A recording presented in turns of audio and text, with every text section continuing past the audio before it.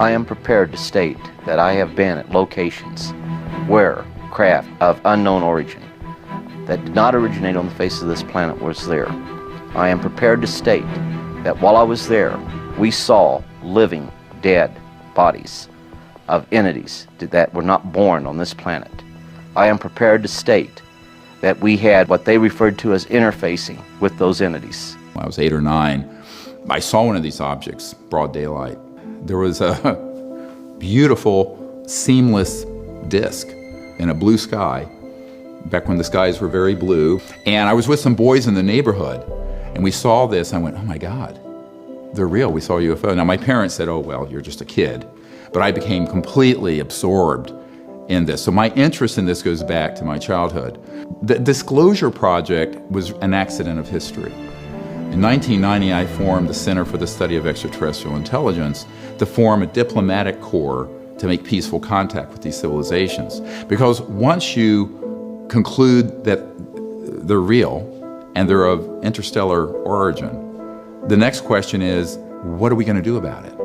And so I concluded what we should be doing about it is not militarizing the relationship, but having sort of a citizens' diplomacy effort, much like the Physicians for Social Responsibility, who are... And then he pulled out one of these mosaics and showed this base, which had geometric shapes. There were towers, there were spherical buildings. There were very tall towers and things that looked somewhat like radar dishes, but they were large structures. And at that point, I became frightened and I was a little terrified, thinking to myself that if anybody walks in the room now, I know we're in jeopardy, we're in trouble, because he should be giving me this information. The idea of any explosion in space by any Earth government was not acceptable to the extraterrestrials, and that has been demonstrated over and over. How is that demonstrated? By the destruction of any nuclear weapons sent into space.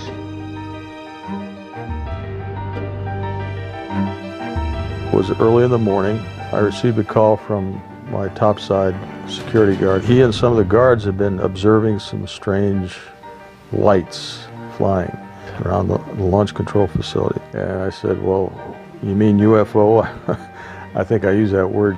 He didn't know what they were, but they were lights. They were flying around. I just kind of shook my head and just said, well, call me if anything more important than that happens. He calls back, and this time he's very frightened. I can tell by the tone of his voice, he's very shook up, and said, sir, there's a glowing red object hovering right outside the front gate. And as I was relating this to him, our missiles started shutting down one by one. The Air Force did an extensive investigation of the entire incident and was not able to come up with a probable cause for the shutdowns. The missiles are not connected to each other.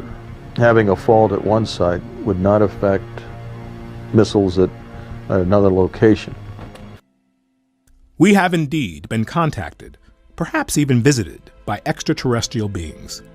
And the U.S. government, in collusion with the other national powers of the Earth, is determined to keep this information from the general public. Victor Marchetti, former special assistant to the executive director of the CIA. And in this document from the Canadian government, the matter is the most highly classified subject in the United States government, rating higher than the H-bomb. That was the most top secret doomsday weapon at the time in development. And the second item, B, flying saucers exist, period. C, their modus operandi is unknown, but concentrated effort is being made by a small group headed by Dr. Vannevar Bush. And then D, the entire matter is considered by the United States authorities to be of tremendous significance. There's no one at the United Nations or State Department or any foreign ministry dealing with it.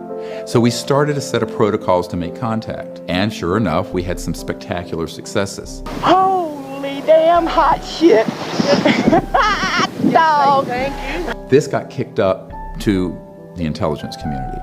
So by 1992, I was getting visits from the head of Army Intelligence, people inside the National Security Agency, and other three-lettered agencies. My intention was never to get involved with trying to disclose this issue. My interest was in this whole concept of making contact for peaceful purposes to advance our civilization from a planetary civilization to an interplanetary civilization. That was really the heart of my sincere interest. But along that way, you know, and eventually a man who was friends with the director of the CIA, by the time Clinton became president, who said that you're going to be the first person to brief the director of Central Intelligence and the Clinton administration on this, because they have made inquiries and they have been lied to.